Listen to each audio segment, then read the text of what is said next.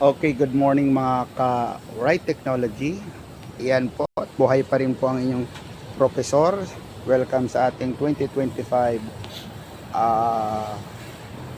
year. So, ang topic natin, pabilisin lang natin, walang intro. Itong ating tinatawag na yellow trap. Yan. Mostly sa mga nag-organic, available naman ito sa mga online. But kung gusto niyo makatipid, ay pwede kayong gumamit ng mga other substitute na pwedeng gamitin like yung used oil, ipapahin dyan o mga oil, molasses para dumikit sila. So what is the use of yellow trap? From its word, to trap ng ating pong mga insect pest. So may disadvantage din siya kasi may mga pollinator din na nakakadikit yan because color.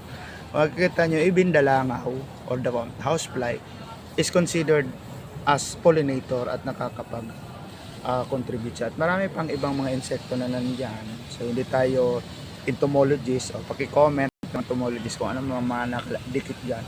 But overall, malaki ang tulong nito especially on seedling production. Yan. Kasi naiiwasan nila in a juvenile stage na ma-attack ng ating mga pest. So ngayon, ito ba ay papaano sir kinagamit? So yan, lalagay nyo lang po dun sa production area nyo. Ang iba medyo malayo ang lagay nila para hindi ma-compromise na dumami rin na mag-attract ng marami.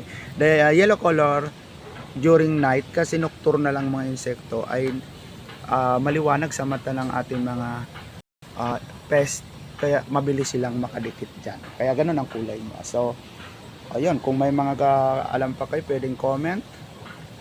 Kung gusto niyo naman ng violence reaction, pwede nyo i-scroll. So ito pa rin po ang inyong professor. Kaway-kaway sa camera sir. Hindi makakaway. May dala. Yan.